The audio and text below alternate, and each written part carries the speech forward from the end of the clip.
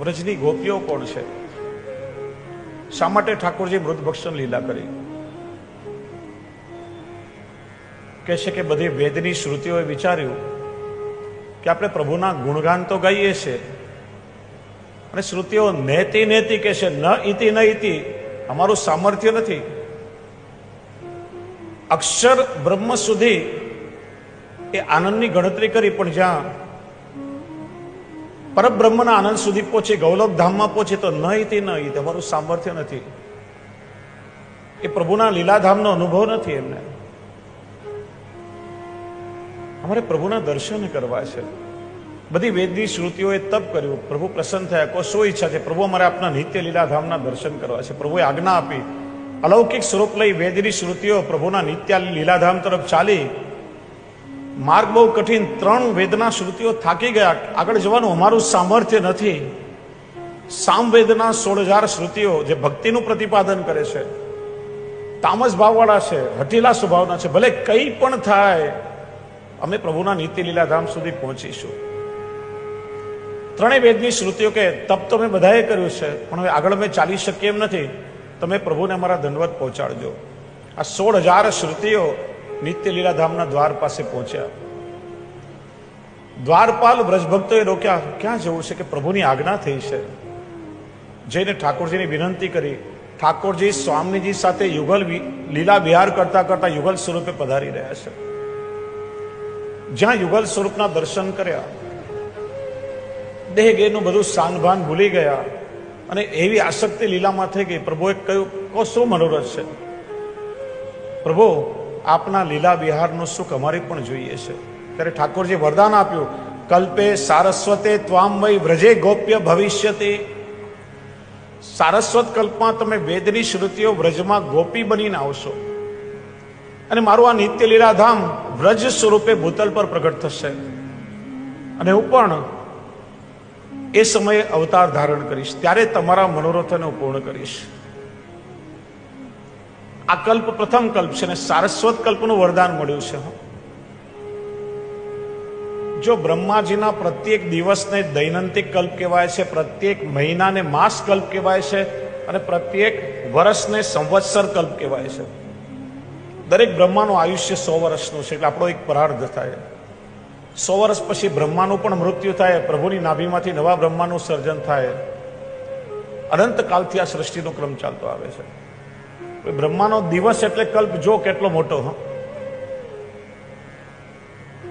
બધા જાણો છો 4 યુગ છે. સતયુગ, એનું આયુષ્ય 17,28,000 વર્ષ. ત્રેતાયુગ, એની આયુ 12,96,000 વર્ષ. દ્વાપર યુગની આયુ 8,64,000 વર્ષ, અને કલિયુગનું આયુષ્ય છે 4,32,000 વર્ષ. આ 4 યુગ પૂરા થાય એટલે ચતુર્યુગી અથવા એક મહાયુગ પૂરો થયો એમ કહેવાય.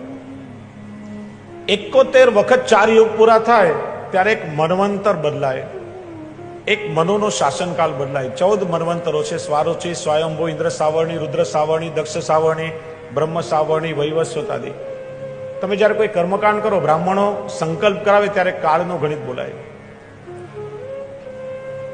શ્વેત વારાહ કલ્પે સપ્તમે વૈવસ્વત મન્વંતરે અષ્ટાવિંશતિ તમે કલિયુગે કલિ પ્રથમ ચરણે. એ રીતે અત્યારનો કલ્પ છે, એનું નામ છે શ્વેત વારાહ કલ્પ. એનો 7મો વૈવસ્વત મન્વંતર અત્યારે ચાલી રહ્યો છે, અને 28મો કલિયુગ ચાલી રહ્યો છે. આ 14 મન્વંતર પૂરા થાય ને એટલે બ્રહ્માજીનો એક કલ્પ, એક દિવસ પૂરો થાય. બ્રહ્માજી નિદ્રાધીન થાય, સૃષ્ટિનો પ્રલય થાય. બ્રહ્માજીનો એક દિવસ એટલે આપણા લગભગ 4,30,30,000,000 વર્ષ જેટલો સમય. એટલી બ્રહ્માની રાત્રિ. સવારે બ્રહ્મા જાગે ત્યારે નવી સૃષ્ટિ, નવી સભ્યતા, નવી સંસ્કૃતિનું સર્જન થાય. ભગવાને વરદાન આપ્યું કે સારસ્વત કલ્પમાં તમારા મનોરથ પૂરા કરીશ. કરોડો વર્ષનો સમય નીકળી જાય.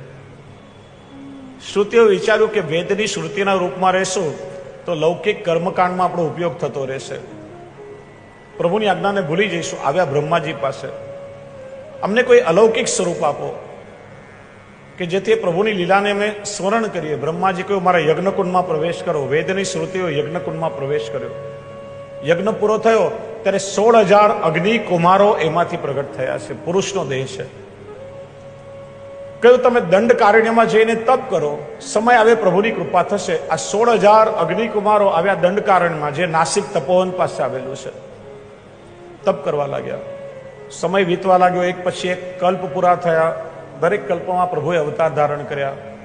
સારસ્વત કલ્પનો ત્રેતાયુગ આવ્યો ત્યારે મર્યાદા પુરુષોત્તમ ભગવાન શ્રી રામચંદ્રજીએ પિતા મહારાજ દશરથે માતા કૈકેયીને આપેલું વચન પૂરું કરવા સ્વેચ્છાએ વનવાસ સ્વીકાર્યો. સીતાજી પણ સાથે હતા. તપોવનમાં પ્રભુ પધાર્યા. ભગવાનનો નિયમ કે દરરોજ જુદી જુદી દિશાઓમાં જઈ જે ઋષિ મુનિઓ તપશ્ચર્યા કરે એમની સાથે પ્રભુ સત્સંગ કરે, એમને તપનું કારણ પૂછે અને તપનું ફળ પણ આપે. પણ જ્યાં આ ઋષિ કુમારો છે, અગ્નિ કુમારો છે, પ્રભુ ક્યારેય ના પધારે. એકવાર સીતાજી કે પ્રભુ અમુક દિશામાં કેટલાક ઋષિ મુનિઓ હશે, ત્યાં કેમ નથી પધારતા? આજે મારી ઈચ્છા છે, બસ આપણે ત્યાં જ જવું છે. યુગલ સ્વરૂપે તરફ પધાર્યા જ્યાં અગ્નિકુમારો તપ કરી રહ્યા છે. જો રામચંદ્રજીનું સ્વરૂપ પણ મેઘશ્યામ વર્ણવ છે અને સાથે સીતાજી પણ છે. આ યુગલ સ્વરૂપને આવતા જોયા, દર્શન થયા, સીધું એ નિત્ય લીલાનું અનુસંધાન થયું કે પ્રભુએ વરદાન આપ્યું છે ને લાગે છે કે આપણા પર કૃપા કરવા યુગલ સ્વરૂપ પધાર્યા છે. બધું વિસરાઈ ગયું. ટગર ટગર પ્રભુના દર્શન કરતા રહ્યા. પ્રભુ કઈ ના બોલ્યા. સીતાજી કે પ્રભુ આ દરરોજ ઋષિ મુનિઓને તપનું કારણ પૂછો છો, ફલ આપો છો, અમને કઈ કેમ પૂછ્યું નહીં કે તમે જ પૂછો ને? સીતાજીએ કહ્યું પ્રભુ પ્રસન્ન છે, કહો શું ઈચ્છા છે? ત્યારે અગ્નિકુમારે એવું કહ્યું આપને જે સુખ મળી રહ્યું છે ને એ સુખ અમારે પણ લીલાનું જોઈએ છે. ચમકી ગયા, આ શું માગો છો? રામચંદ્રજીએ કહ્યું અત્યારે ત્રેતાયુગ છે ને મર્યાદા પુરુષોત્તમ સ્વરૂપે પ્રગટ થયા છે. અમારે એક પત્ની વ્રત છે. હવે પછી દ્વાપરમાં અમે કૃષ્ણ સ્વરૂપે પ્રગટ થશું અને ત્યારે તમે વ્રજમાં ગોપી બનીને અવતરિત થશો. હવે જો દેહ પુરુષનો છે ને પ્રભુમાં સ્ત્રી ભાવ થયો. પુંભ ભાવ ને સ્ત્રી ભાવ બંને જુદા પડી ગયા. આજે પુંભ ભાવ છે ને એ પ્રભુના પ્રાગટ્યની સાથે 16,000 બાળકો બનીને ગોકુળમાં જન્મ્યા છે. અને સ્ત્રી ભાવ છે એ ગૌડ દેશમાં 16,000 કુમારિકા સ્વરૂપે જન્મ્યા છે. નંદરાયજી યશોદાજી જ્યારે ગૌડ દેશની યાત્રા કરવા ગયા ત્યાં સુધી કંસનું શાસન છે. થોડો સમય વિશ્રામ કર્યો. ગૌડ દેશના રાજાએ કહ્યું કે મારે કંસને વાર્ષિક કર ચૂકવવાનો છે. એ સમયમાં પશુ પક્ષી ધન ધાન્ય દાસ દાસીઓ બધું કરના રૂપમાં ચૂકવાતું. ઇકોનોમિક્સમાં જેને બાર્ટર એક્સચેન્જ કહેવાય. રૂપિયાનું ચલણ એ સમય નહીં હતું કે મારે કંસને કર ચૂકવવો છે. આ 16,000 કુમારિકાઓ તમે દાસી તરીકે મારા તરફથી કંસને કરમાં આપી દેજો. નંદરાય યશોદાજી આ 16,000 કુમારિકાઓને ગૌડ દેશથી વ્રજમાં લાવ્યા. થોડા સમય પછી કહ્યું ચાલો હવે મારે તમને કંસને સોંપવાના છે. કુમારિકાઓ રુદન કરવા લાગ્યા.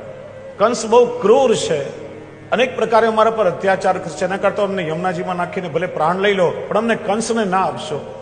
યશોદાજીને બહુ કરુણા થઈ, વાત્સલ્ય ભાવ આવ્યો. ના 16,000 કુમારિકાઓને પોતાની પાસે રાખ્યા, નિવાસ બંધાવ્યા, ખીરકમાં ગાયોની સેવા કરે અને સમય મળે એ યશોદાજીની પણ સેવા નંદાલયમાં કરે. એ થયા અગ્નિ કુમારિકાઓ, જે ઋષિરૂપા ગોપીજનો છે, જે અનન્ય પૂર્વા છે, જેમના લૌકિકમાં વિવાહ થયા નથી. અને શ્રુતિરૂપા ગોપીજનો એ અન્ય પૂર્વા કહેવાય છે, જે વિવાહિતા ગોપીજનો છે.